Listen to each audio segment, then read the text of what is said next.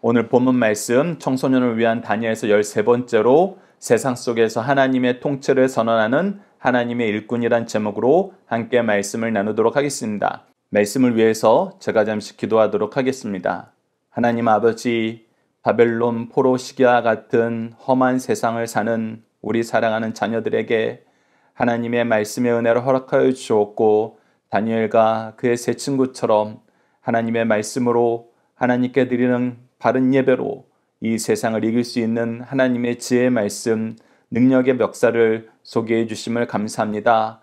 저희들도 전하는 자로서 이 말씀을 잘 전할 수 있도록 인도하여 주셨고 우리 자녀들 세상 방법에 세상 죄악에 물들거나 그들의 유혹에 넘어가지 않고 오직 주의 신실한 성도로서 자녀로서 하나님을 의지하며 하나님과 함께 동행함으로 죄를 이기고 세상에 하나님의 영광을 선포하는 능력 있는 일꾼들 될 수 있도록 인도하여 주시옵소서.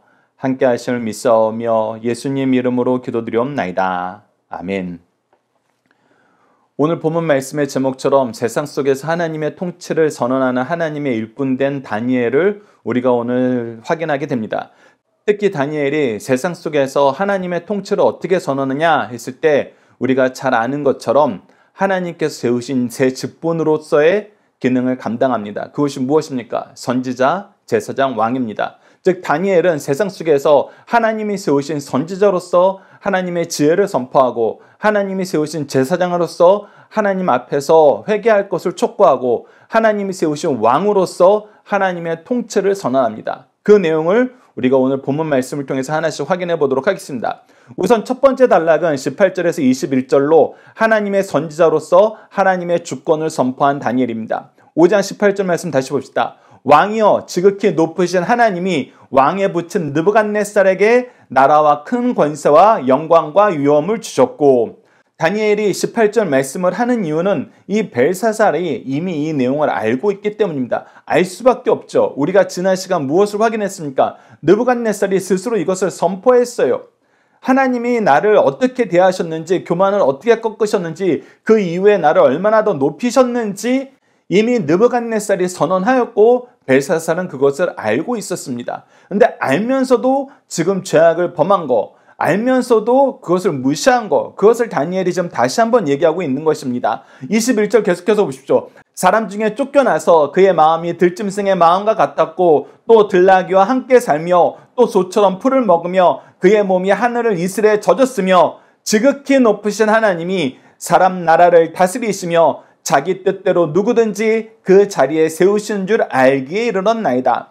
하나님께서는 단지 그의 종을 통해서 내가 온 세상 다스린다 이렇게 선언만 하고 끝나시는 분이 아니에요. 그 선언을 반드시 성취해 주십니다. 그래서 어떻게 성취하셨어요? 자, 첫째, 지극히 높으신 하나님이심을 선언해요. 18장에서도 지극히 높으신 하나님이라고 선언하고 21절에서도 지극히 높으신 하나님이라고 선언함으로써 하나님이 가장 높이 계신 분임을, 가장 존귀한 분임을 먼저 선언합니다. 둘째, 사람 나라를 다스리는 하나님이시라는 것을 느부갓네살을 통해서 하나님이 증명하여 주셨다는 거예요. 그냥 다스리시는 정도가 아니라 연약한 자를 언제든지 높여 쓰실 수 있는 분이에요. 그것을 증명해 주시기 위해서 어떻게 했어요? 느부갓네살을 가장 낮은 존재로 만들었어요. 들짐승과 같이 인격을 가지지 못한 존재로까지 낮추셨어요. 근데 그를 낮추시고 다시 쓰실 때에는 이전의 영광보다 더 큰 영광을 얻게 하셨어요. 이것을 통해서 하나님이 보여주시는 거예요. 아무리 비천한 자라도 하나님이 들어쓰시면 영광스럽게 쓰신다. 셋째는 누구든지 그의 뜻대로 세우시는 하나님이시다라는 걸 분명히 보여줬어요. 느부갓네살이 이것을 스스로 시인해요. 하나님은 권세를 주시기도 하시고 거두기도 하시고 그의 뜻대로 누구든지 세우신다는 거예요. 그러니 벨사살이 이것을 모를 수 없는데 어찌하여 지금과 같은 악을 행하는 거냐니까. 그 악을 행하는 마음이 바로 20절에 나타납니다. 그가 마음이 높아지며 뜻이 완악하여 교만을 행함으로 누구였어요? 느부갓네살도 이런 일을 행했어요. 스스로 높아지고 교만하여졌어요. 그랬을 때 어떻게 됐습니까? 그의 왕위가 폐한 바 되며 그의 영광이 빼앗기고, 하나님이 심판하셔서 그의 왕위를 폐하셨어요. 그가 교만할 수 없게, 그가 마음을 스스로 높일 수 없게 하나님께서 만드셨다는 것입니다.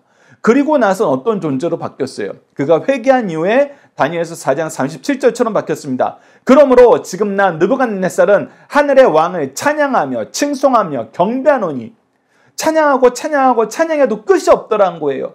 하나님을 찬양하고 그분을 높이고 그의 영광을 위해서 사는 것이 인생에겐 가장 좋다는 것입니다. 그것을 누구의 입술로 하나님이 시인하게 만들어요? 하나님이 선포하게 만들어요? 바로 느부갓네살의 입술로 이것을 시인하고 선포하게 만듭니다. 그래서 느부갓네살이 하나님이 어떻게 행하시는지를 선포하는 다음과 같습니다. 그의 일이 다 진실하고 그의 행하심이 의로우심으로 교만하게 행하는 자를 그가 능히 낮추심이라. 그는 진실과 의로우심으로 가득 차 있고 그가 하는 일에 대해서는 그 누구도 그것이 옳다 그르다, 그것을 해도 된다 안 된다 얘기할 수 없다는 거예요. 하나님 앞에는 누구도 교만할 수 없고 죄인들이 하나님 앞에 감히 덤빌 수 없다는 거 느부갓네살이 직접 선언한 겁니다. 다니엘이 이것을 하나님이 세우신 선지자로서 하나님의 말씀과 이 바벨론의 역사하신 하나님의 능력과 그것을 경험하고 증언한 느부갓네살의 사례까지 들어서 다시 한번 그의 지혜를 일깨우는 것입니다. 부인할 수 없는 사실들로. 그것이 바로 선지자의 모습입니다. 두 번째 단락은 22절로 24절로 하나님의 제사장으로서 벨사살 왕의 죄를 깨닫게 하는 다니엘입니다. 자, 다니엘이 벨사살이 하나님 앞에 어떤 죄를 지었는지 하나씩 들어서 보여주고 있습니다. 자, 그 내용을 보십시다. 첫 번째는 벨사살 왕은 교만하였습니다. 22절을 보십시오. 벨사살이요, 왕은 그의 아들이 되어서 이것을 다 알고도, 어떻고도 다 알고도 모르고 안 하는 거는 배우면 돼요. 배우기 전까지는 정죄하지 않아요. 근데 알고도 안 하는 거에 대해서는 반드시 심판이 있습니다. 그래서 알고도 마음을 낮추지 아니하고. 자, 이어서 두 번째 죄는 무엇인지 봅시다. 둘째, 자기 자신을 하나님보다 높인 죄. 23절 전반절에 있습니다. 자, 다니엘서 5장 23절 전반절을 보시죠. 도리어 자신을 하늘의 주제보다 높이며, 교만한 자들이 처음에는 그래도 자기 교만의 한계를 지정해 놓고 살아요. 그래서 처음에는 하나님 인정해요. 느부갓네살도 2장에서 하나님이 주신 꿈에 대해서 다니엘이 해석을 해줄 때 하나님을 경배했어요. 그러면서 하나님의 종인 다니엘을 존귀히 여겼어요. 그러나 3장에서는 어떻게 됩니까? 이제 자신을 높이면서 다니엘의 세 친구에게 뭐라 그래요? 이 자리에서 그 어떤 신도 너희들을 구하지 못한다. 그 얘기는 뭐예요? 내가 더 높다. 지금 그것을 제한적으로 장소와 시간을 그 당시 그 시간으로 제한해 놨다 그래도 내가 더 높다라는 얘기예요. 내가 더 강하다라는 얘기예요. 그래서 이를 통해서 우리가 확인하게 되는 것은 무엇이냐면 교만한 자는 결국 하나님보다 더 높아지려 하더라. 그리고 나서 뭐 하느냐? 이 부분이 가장 치명적인데 그의 성전 그릇을 왕 앞으로 가져다가 왕과 귀족들과 왕후들과 후궁들이 다 그것으로 술을 마시고, 자, 교만한 자가 가장 위험하고 하나님이 교만한 자를 너무 싫어하는 이유가 바로 오늘 본문 말씀에 드러납니다. 그게 뭔지 알아요?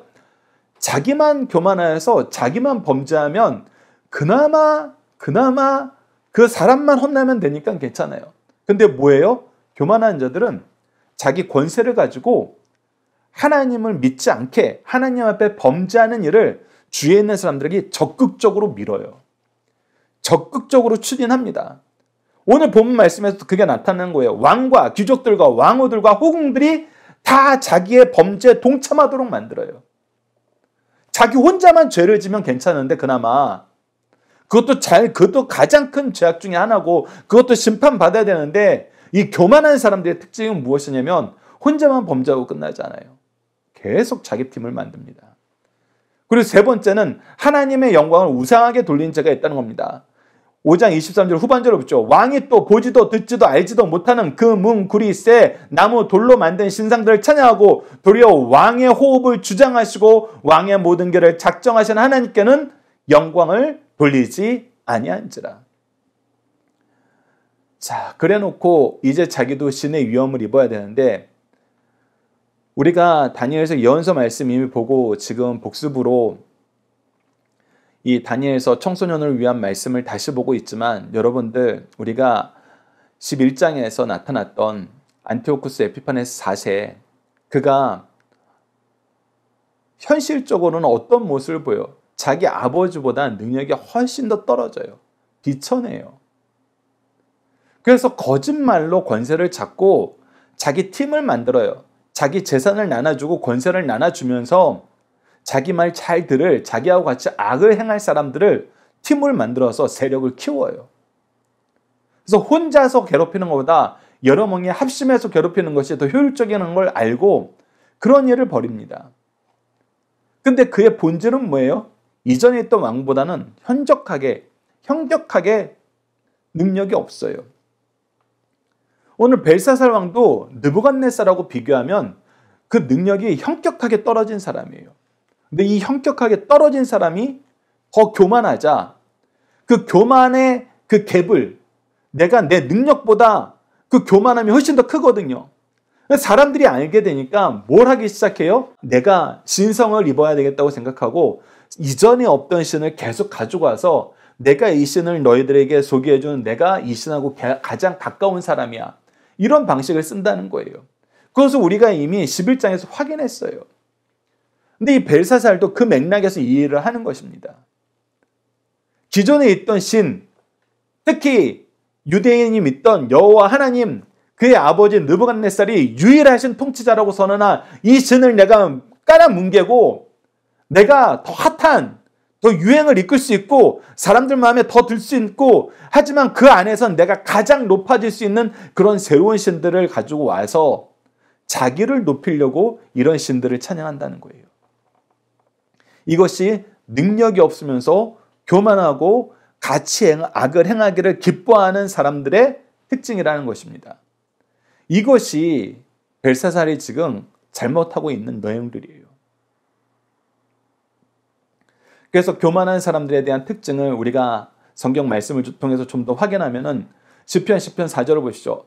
악인은 그의 교만한 얼굴로 말하기를 여호와께서 이를 감찰하지 아니시다며 그의 모든 사상에 하나님이 없다 하셨다. 그래서 처음에는 하나님이 이건 안 봐. 하나님이 그렇게 모든 걸 다 꼼꼼하게 보시는 분 아니야. 그러면서 예외가 있다고 항상 꼬셔요. 야, 이거는 괜찮아. 이건 괜찮아. 나 봐. 나 괜찮은 거 봐봐. 이런 식으로 꼬신다는 거예요. 그래 놓고 어떻게 해요? 나중에는 다 자기하고 함께 죄를 짓고 나면은 야, 하나님 없어. 사실 내가 그동안은 너희들 위해서 살짝 거짓말 한 거야. 그러면서 자기를 따르라 그래. 자기를 높입니다. 근데 하나님은 어떻게 하시겠다 그래요? 이런 사람들에 대해서 이사야서 42장 8절을 보시죠. 나는 여호와니 이는 내 이름이라. 나는 내 영광을 다른 자에게 내 찬송을 우상에게 주지 아니한다. 그래서 하나님은 자기의 영광을 빼앗아가는 자들에게 징계하신다는 것을 분명히 선언했어요. 그리고 벨사살은 이것을 알아요, 몰라요? 알아요. 아는데 어떻게 살고 있어요? 로마서 1장 32절을 징계받는 사람과 같은 삶을 살고 있습니다. 그들이 이 같은 일을 행하는 자는 사형에 행한다고 하나님께서 정하심을 알고도 지금처럼 행하면 하나님이 징계하신다는 거 느부갓네살을 통해서 알고 있어요. 알고도 어떻게 해요? 자기들만 행할 뿐 아니라 또한 그런 일을 행하는 자들을 옳다 하느니라. 앞서 얘기한 것처럼 자꾸 자기 세력을 만들고 자기와 같이 타락하는 사람들을 늘려나가려고 그래요. 죄를 더하는 것이 이 교만한 자들의 특징입니다. 특히 능력이 없으면서 교만한 자들의 특징. 그래서 하나님이 없다 그러면서 새로운 우상을 만들어요. 이것을 정확하게 지적해주고 있습니다. 그래서 우리도 이런 부분에서 분별할 줄 알아야 돼요. 자, 마지막 세 번째는 하나님의 종으로 왕 대신 하나님의 공의의 통치를 선언합니다. 그래서 이 하나님께서 쓰신 글을 해석해 주죠. 메네메네 데겔 우바르신, 이것은 무슨 뜻이었습니까? 첫째, 메네는 모든 것을 주관하시는 하나님이 왕의 경계를 정하셨다는 거예요. 다니엘서 5장 26절을 보시죠. 그 글을 해석하건대 메네는 하나님이 이미 왕의 나라의 시대를 세워서 쟀다는 것은 계산하다, 한계를 정했다는 뜻이에요. 그것을 끝나게 하셨다 함이라. 사도행전 10장 26절에는 하나님에 대해서 이렇게 설교합니다. 인류의 모든 족속을 한 혈통으로 만드사 온 땅에 살게 하시고 그들의 연대를 정하시며 거주의 경계를 한정하셨으니 누가 거주의 경계를 정하시고 한정시키신다? 하나님이시다. 하나님이 모든 것을 작정하시고 정하신다. 그러니 너희들은 하나님의 통치를 따라야 되는데 그것을 따르지 않는데 하나님이 통치하시는 걸 다시 보여주신다. 느부갓네살 왕이 보여줬던 것보다 더 강하게 보여주신다. 그래서 매네는 하나님이 재어봤는데 계산해 봤는데 이제 끝이다. 둘째, 데겔은 하나님의 기준에 왕은 미달되었다. 다니엘서 5장 27절로 보죠. 데겔은 왕을 저울에 달아보니 부족함이 보였다며. 다니엘서 4장 27절을 다시 한번 봅시다. 그런즉 왕이여 내가 아뢰는 것을 받으시고 공의를 행함으로 죄를 사하고 가난한 자를 긍휼히 여김으로 죄악을 사하소서. 그리하시면 왕의 평안함이 혹시 장구하리다 한다. 즉 느부갓네살에게 다니엘이 회개를 촉구하면서 무엇하라 그래요? 공의를 행하고 가난한 자를 도우라 그랬어요. 그런데 그걸 안 하잖아요. 안 했을 때는 하나님의 심판이 있습니다. 하나님의 영광을 자기가 가지려고 했을 때 사도행전 12장 23절 보시죠. 헤롯이 영광을 하나님께 돌리지 아니하므로 어떻게 됐어요? 주의 사자가 고치니 벌레에게 먹혀 죽으니라. 네, 하나님의 징계는 분명하게 나타납니다. 마지막 셋째, 우바르시는 무슨 뜻이에요? 하나님이 나누어 다른 주권자에게 주셨다라는 뜻이에요. 다니엘서 5장 28절 봅시다. 베레스는 왕의 나라가 나뉘어서 메대와 바사 사람에게 준바되었다 함이니이다. 하나님은 앞서 느부갓네살을 통해서 선언했던 것처럼 다니엘이 선언하고 느부갓네살이 인정하고 경험했던 것처럼 하나님께서는 주권을 주시기도 하시고 걷어가기도 하세요. 이사야서 46장 10절로 11절도 보시죠. 내가 시초부터 종말을 알리며 아직 이루지 아니한 일을 옛적부터 보이고 이르기를 나의 뜻이 설 것이니 내가 나의 모든 기뻐하는 것을 이루리라 하였노라. 내가 동쪽에서 사나운 날짐승을 부르며 먼 나라에서 나의 뜻을 이룰 사람들을 부를 것이라. 내가 말하였은즉 반드시 이룰 것이요 계획하였은즉 반드시 시행하리라. 세상 사람들은 자기 상식 안에서 자기가 가지고 있는 한계 안에서 하나님과 그의 백성들을 보면은 아, 쟤네들은 별거 없네 이렇게 생각하게 됩니다. 그리고 쟤네들은 말뿐이네 이렇게 생각하게 돼요.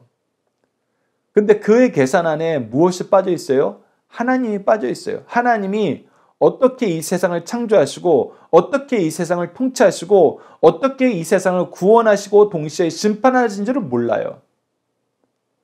그 모르는 상태에서 우리를 보고 판단하는 거예요. 근데 그것이 그들의 착각이라는 거죠. 하나님은 우리의 생각 밖에서, 우리의 사고방식 밖에서, 우리의 상식 밖에서 어떤 방식으로든 하나님의 뜻을 이루신다는 거예요. 그래서 그들이 생각하지 못한 곳에서 사나운 날짐승이 나오기도 하고 하나님의 뜻을 대신 성취할 사람들이 나타나기도 한다는 것입니다. 그래서 바벨론이 승승장구하던 바벨론이 하루아침에 멸망할 줄 몰랐지만 하나님은 능히 이것을 이루신다. 그리고 그 이루는데 쓰임받는 도구가 어디였다? 메대와 바사였다. 이 내용을 다니엘이 선언함으로써 사람들에게 하나님의 의로움을 인정하고 의지하게 만들면 그것을 거부하는 자에게는 심판이 있음을 분명하게 보여준다는 것입니다. 자, 다시 한번 정리해 봅시다. 우리가 세상에 나갈 때는 다니엘과 같은 모습으로 나가야 됩니다. 첫 번째, 하나님이 세우신 선지자의 모습으로 하나님의 말씀을 선포할 줄 알아야 돼요. 하나님의 통치를 선포할 줄 알아야 됩니다. 두 번째는 하나님이 세우신 제사장으로 그들이 하나님 앞에 어떤 범죄를 했는지, 다시 한번 강조합니다. 사람들이 나에게 어떤 범죄를 했는지, 나의 마음에 무엇이 안 들었는지 얘기하는 것이 아니라 하나님 앞에 어떤 죄를 범했는지를 얘기하는 거예요. 우리가 세상 사람들한테 하나님의 심판을 얘기하고 그들의 죄악을 깨닫게 하며 돌이키게 하는데 대부분 잘못하는 경우 중에 가장 많은 경우가 바로 이 부분이에요. 너 나 괴롭혔지. 너 우리 가족 괴롭혔지. 너 우리 교회 식구들 괴롭혔지. 너 우리 교회 괴롭혔지. 여러분, 이것은 맞기도 하지만 틀리기도 하고 틀린 쪽에 더 무게를 두는 이유는 이렇게 얘기하면 그들에게는 하나님이 안 보여요. 나만 보여, 나만. 그러면 세상 사람들도 계산을 해봐요. 저 녀석이 저런 말을 할 만큼 힘이 있나? 저 녀석이 나한테 어떤 해코지를 할 수 있나? 계산해봐요. 계산해 보는데 어때요? 우리 별거 없어요. 사실 들춰보면 아무것도 아니에요. 흠도 많아요. 살짝만 속이려고 하면 후딱 속아 넘어갈걸요? 저도 그래요. 그렇기 때문에 우리는 더더욱 하나님을 얘기해야 됩니다. 하나님을 선포해야 돼요. 오늘 다니엘이 한 것처럼 하나님이 느부갓네살에게 하신 거 아시잖아요. 하나님이 왕에게 저 벽에 글을 써서 하신 내용은 바로 이 내용입니다. 그래서 하나님을 소개합니다. 하나님으로 얘기해요. 마지막은 하나님이 세우신 왕으로서 하나님의 통치를 있는 그대로 선언함으로써 세상 모든 주권자들이 하나님을 인정하게 만드는 것입니다. 자, 보십시오. 중간에 회개한 느부갓네살도 회개할 기회를 이제 잃어서 심판이 임박한 이 벨사살도 결국은 뭐 했어요? 하나님을 인정했어요. 하나님을 인정했습니다. 그것이 가장 중요한 겁니다. 우리도 이 세상에 나갈 때 우리를 통해서 우리가 하나님의 선지자로 제사장으로 왕으로 하나님의 지혜와 하나님의 거룩함과 하나님의 통치로 온전히 전환해서 세상 사람들이 하나님을 인정하고 의지하게 만드는데 쓰임받는 그리스도의 일꾼들 되시길 간절히 기도합니다. 다음과 같은 내용으로 기도합시다. 우리에게 하나님의 통치를 믿는 굳센 믿음과 담대한 마음을 주셔서 하나님의 뜻을 바르고 담대하게 선포하게 하시고 교만한 자를 미워하고 겸손한 자를 사랑하시는 하나님의 통치가 우리를 통해서 가장 잘 나타나도록 교만한 마음을 버리고 겸손하게 하나님 뜻을 이루도록 도와주소서. 이 내용으로 제가 잠시 기도하고 주기도문으로 예배를 마치도록 하겠습니다. 하나님 아버지, 우리에게 다니엘서 말씀을 허락하여 주시고 다니엘이 얼마나 능력 있게 하나님이 주신 사명을 어려서부터 나의 많은 시간까지 충성스럽게 감당함을 보여주셨습니다. 그러나 그 다니엘은 어느 시대 누구 앞에서도 스스로를 높이거나 교만하지 않고 도리어 자기가 어떤 취급을 당하더라도 그 모든 불이익을 감수하면서 오직 하나님의 말씀을 쫓고 하나님의 말씀으로 살고 하나님 말씀을 선포하는 삶을 살았음을 보게 하여 주심을 감사합니다. 우리도 세상에서 내가 어떻게 보여지나 어떻게 인정받나 그런 부분에 더 신경 쓰기보다는 하나님 앞에서 나는 어떤 종인가 어떤 자녀인가 내가 하나님 말씀으로 사는데 이렇게 사는 것이 옳은가 스스로 돌이켜보며 연구하며 사는 저희 자녀들 될 수 있도록 인도하여 주셨고 무엇보다도 하나님이 은혜를 주실 때 능력을 주실 때 교만하지 않고 성계는 삶으로 성계는 마음으로 온유한 자세로 오래 참음으로 진지하게 하나님 말씀을 가르치고 그 말씀의 성취를 보여줄 수 있는 하나님의 증인들이 될 수 있도록 인도하여 주옵소서. 그리하여 우리 자녀들이 우리들이 세상에 나갈 때는 하나님의 이름을 선포하는 하나님의 선지자로 제사장으로 왕으로서의 삶을 살게 하여 주셨고 우리를 통해서 하나님을 아는 것이 하나님의 기준으로 우리의 죄악을 분별하는 것이 하나님의 의로운 통치를 인정하고 의지함으로 승리하는 삶을 사는 천국 백성으로 살게 하는 것이 풍부하여져서 우리를 보는 모든 사람들이 하나님을 찾고 하나님을 의지하는 삶으로 이어질 수 있도록 하나님 인도하여 주시옵소서. 함께 하심을 믿사오며 예수님 이름으로 기도드리옵나이다. 아멘.